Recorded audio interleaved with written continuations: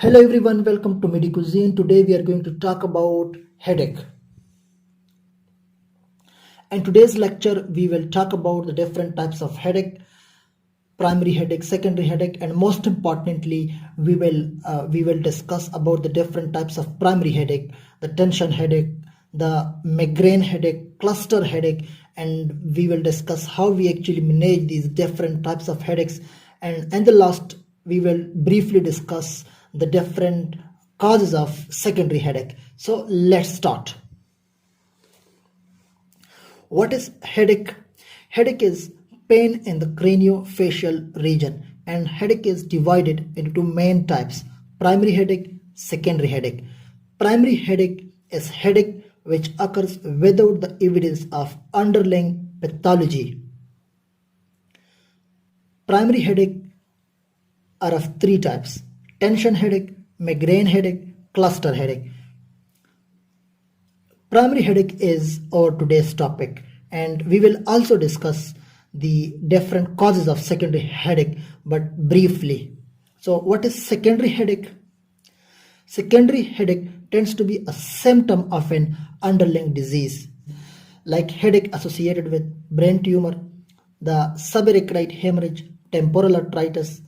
So secondary headache is like a symptom of an underlying pathology actually.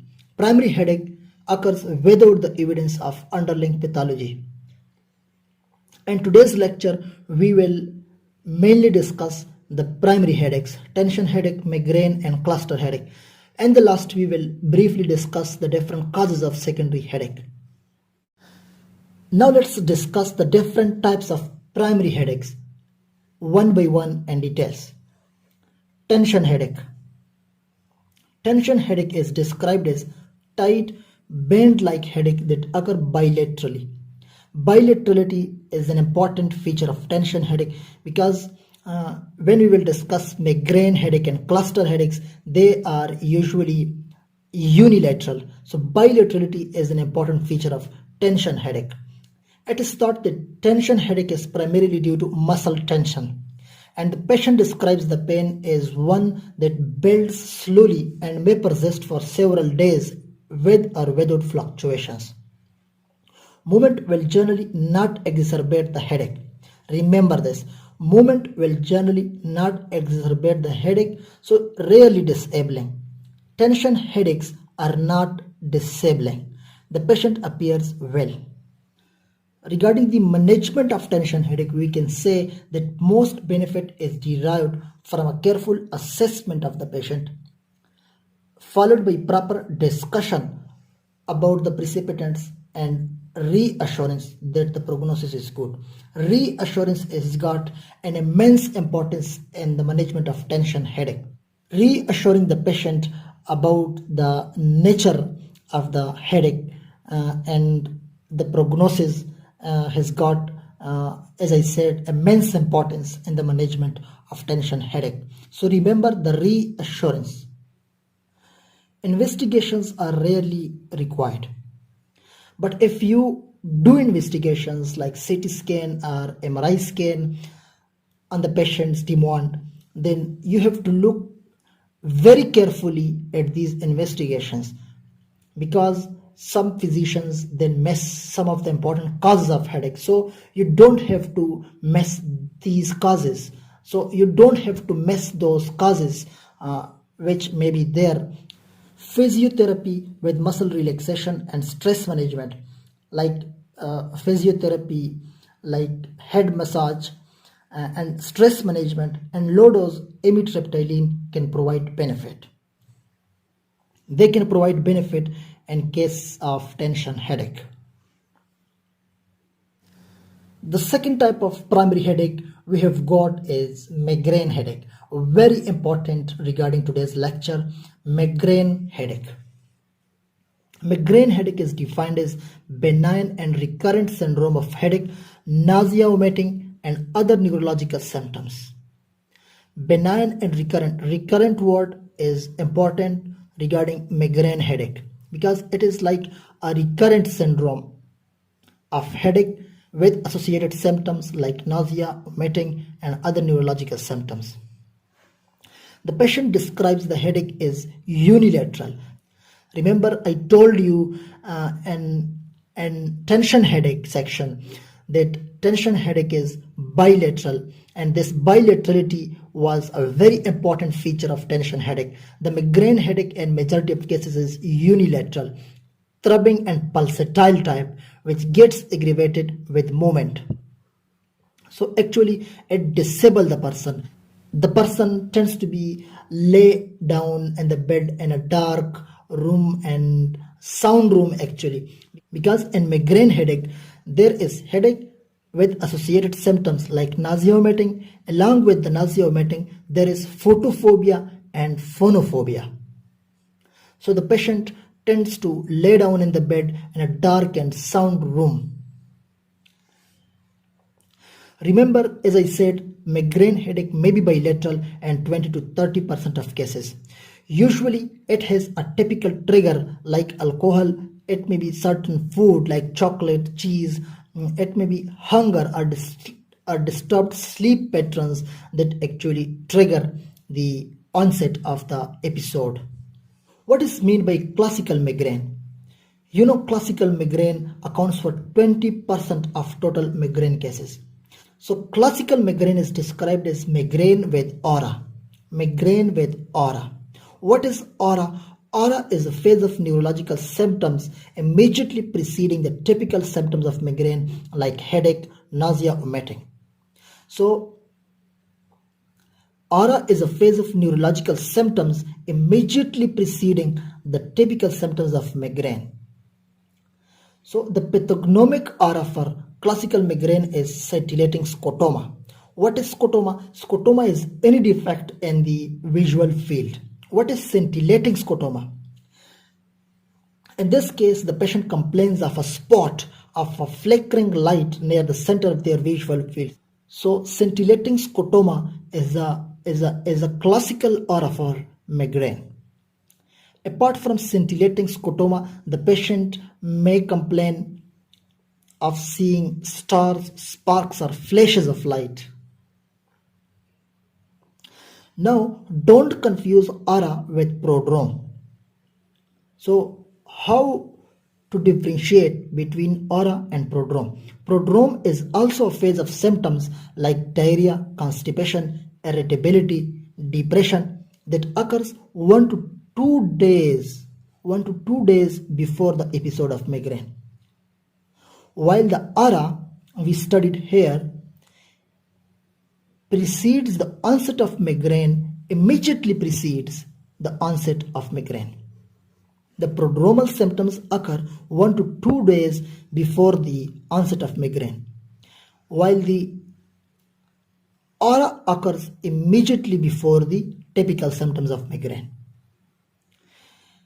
People will usually misattribute the prodromal symptoms to something that actually caused their migraine.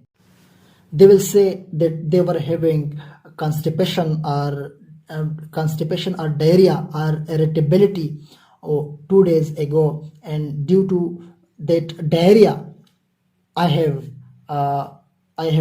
headache now. So they will describe those prodromal symptoms to something that actually caused their migraine.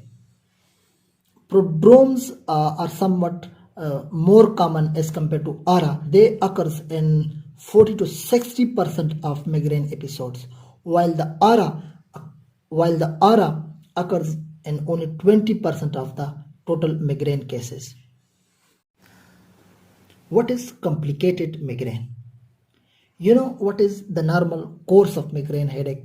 There are prodromal symptoms 1 to 2 days before the episode of migraine. Then there is aura, which usually manifests as visual symptoms and maybe in the form of other neurological symptoms.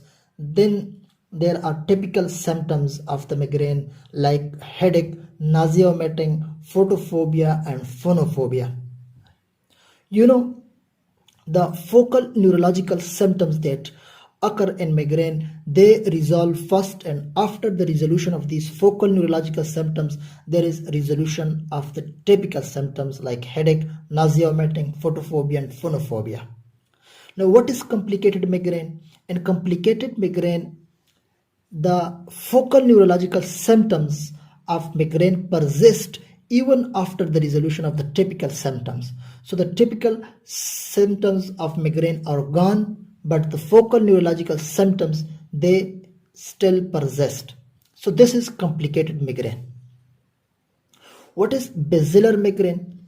In basilar migraine, the neurological symptoms are consistent with the brainstem involvement, like there is ataxia, vertigo, diplopia, and dysarthria. This is diplopia, not diplopsia.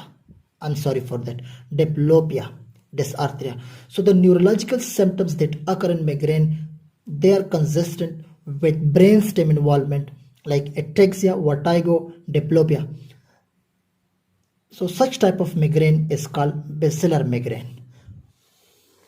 Now let's talk about the management of migraine, which is a very much important concept regarding today's lecture. The management of migraine is divided into two parts. One is the management of acute episode, which is called abortive therapy, and one is the chronic management of migraine, which is the preventive therapy or prophylactic therapy, where we try to prevent the episodes actually. Let's discuss the management of acute episode, which is also called the abortive therapy. If the migraine is mild, if there is mild headache only with no or less associated symptoms, then NSAIDs can work. NSAIDs can be used to treat mild migraine. If the migraine is severe, then we need triptans, the somatriptan, which are the serotonin receptor agonists. And apart from triptans, we can use the dihydroergotamine also. So triptans are serotonin receptor agonists, not antagonists. I'm sorry for that. As they cause vasoconstriction, all the triptans cause vasoconstriction, so they're contraindicated in coronary artery disease, cerebrovascular disease, and uncontrolled hypertension, pregnancy, etc. There is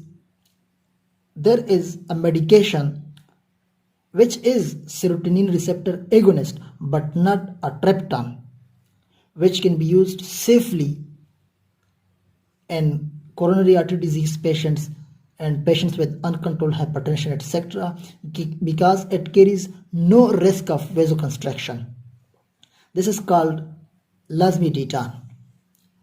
Lasmiditan, which is serotonin 1F receptor agonist. It carries no adverse effect of vasoconstriction, so can be used safely in coronary artery disease patients and patients with uncontrolled hypertension. Now, a very important relation is being established between migraine and estrogen. So the women who have migraine and take oral contraceptive pills, especially the combined form, because oral contraceptive pills come in two forms. One is the combined form and one is the progestin only form. So the combined form has estrogen in them. So women who have migraine and take oral contraceptive pills, those containing estrogen, have increased risk of strokes. So women having migraine and takes the oral contraceptive pills, especially those having estrogen, have increased risk of stroke. This is stroke. So according to guidelines, women who have migraine, they should not take the combined form of oral contraceptive pills due to increased risk of stroke. However, they can use the progestin only forms of oral contraceptive pills safely. So this is a side concept regarding the management of migraine. Remember this. There is another piece of interesting information regarding the use of triptans. They say that frequent use of triptans, like if you use triptans continuously for 10 to 15 days and 1 month, they can cause headache as a side effect. So, in people who have very frequent episodes of migraine, in those people, triptans are not a good option for abortive therapy because they actually can cause headache as a side effect if they are used too frequently. Now we are into the chronic management of migraine, which is the preventive therapy, also called prophylactic therapy. In preventive therapy, beta blockers are used like propranolol, which is regarded the treatment of choice and preventive therapy. Apart from beta blockers, calcium channel blockers can be used. Valproic acid and topiramate, which are actually anticonvulsants, they can be used in the preventive therapy of migraine. Antidepressants like SSRIs and tricyclic antidepressants can also be used in the preventive therapy of migraine. There is a question which asks when to start prophylactic therapy. How will you decide if a patient presents with an episode of migraine? How will you decide does the patient needs prophylactic therapy or not? The answer to the question will be like if continuous episodes occur for the last 3 to 4 months, if continuous episodes are occurring for the last 3 to 4 months, then the patient is eligible for the prophylactic therapy or preventive therapy. You can put the patient on the prophylactic therapy. Now let's talk about the third type of primary headache, which is the cluster headache. Cluster headache is typically described as unilateral. As I said, that tension headaches are bilateral. Migraine headaches are usually unilateral and cluster headaches are also unilateral. This is a type of excruciating pain that commonly involves the periorbital region. Remember, cluster headaches are more common in men, peak in intensity in about 5 minutes. Why it is called cluster headache? It is called so because it strikes in cluster form. Few episodes per day for a few weeks, then wears off and then reoccurs for another few weeks. So remember, there is difference between cluster form and episodic form. When we say that this disease occurs in episodic form, it is somewhat different thing from cluster form. In cluster form, there are continuous episodes for a few weeks, then few weeks of improvement. Then it starts striking in episodes again for a few weeks. Cluster headache may be associated with symptoms like rhinorrhea, reddening of eye, lacrimation, nasal stuffiness, etc. How will you differentiate cluster headache from trigeminal neuralgia? They are sometimes very difficult to be differentiated because they have the same distribution of pain actually. So we can easily differentiate between these two, the cluster headache and trigeminal neuralgia, by looking at the duration of episode.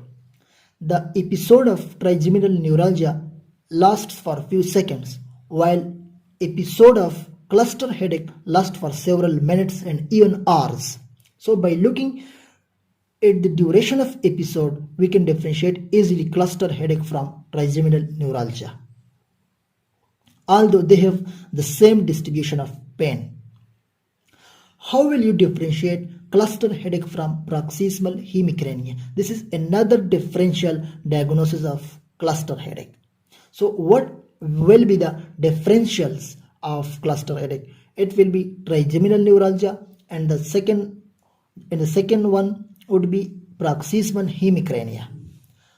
There are some others also, but learn these two for now.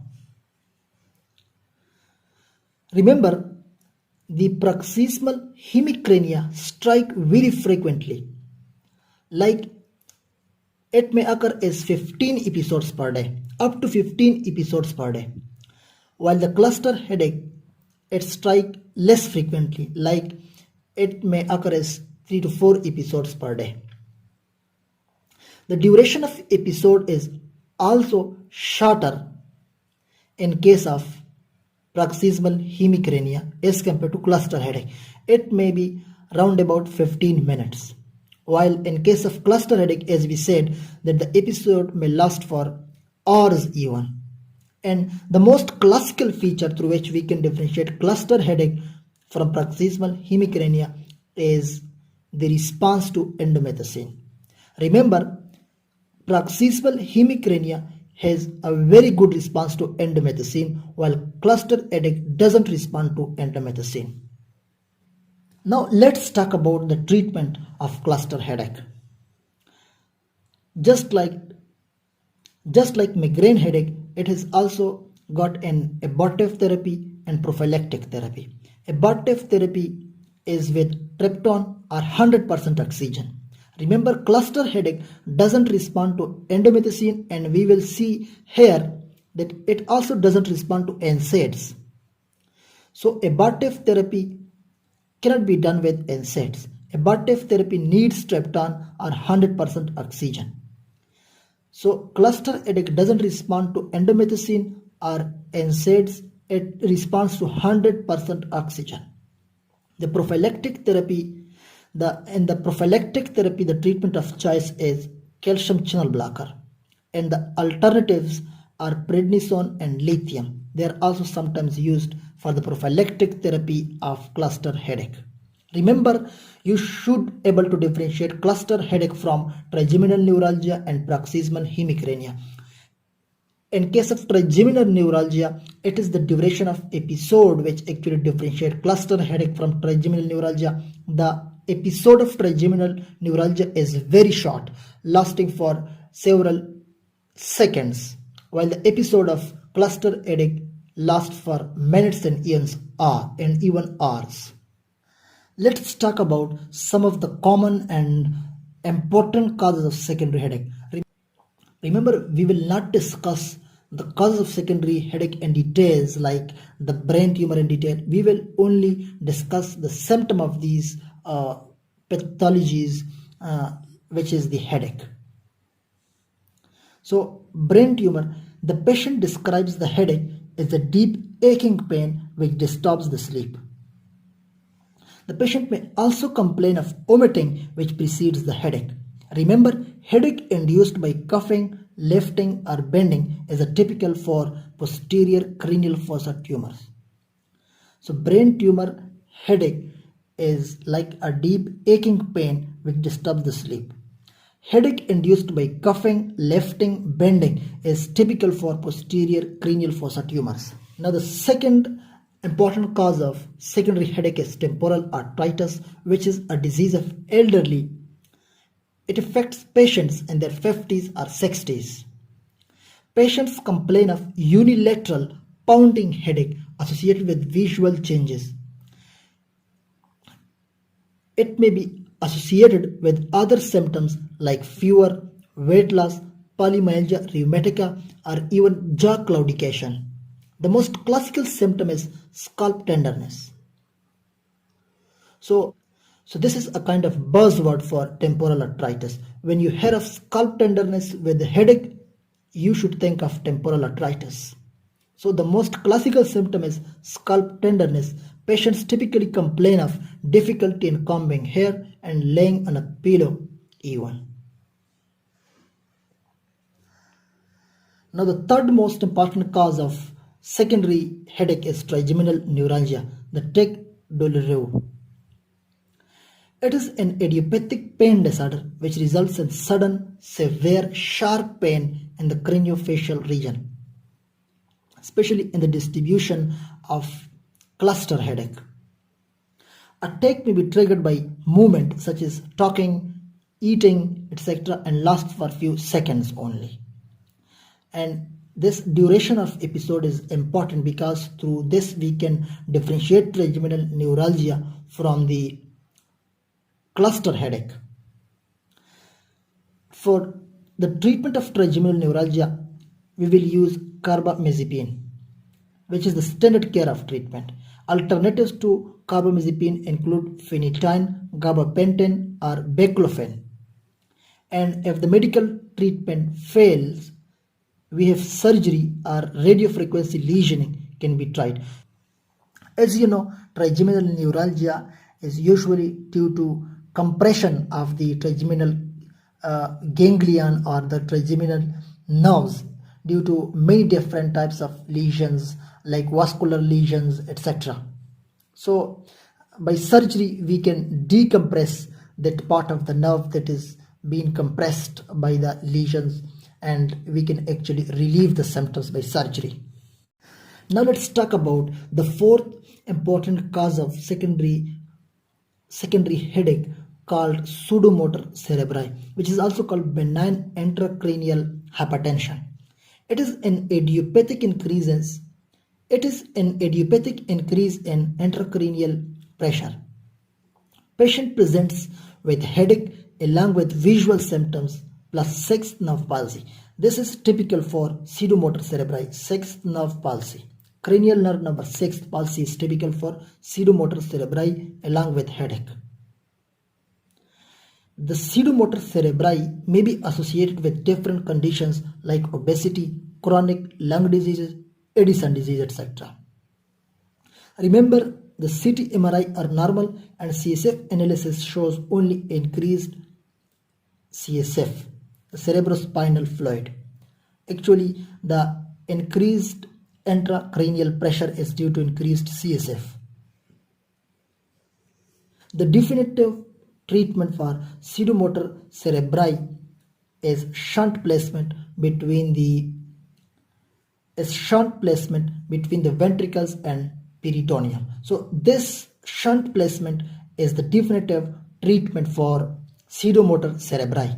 So this concludes for today's lecture. I hope you understand well. If you have any questions, please comment down.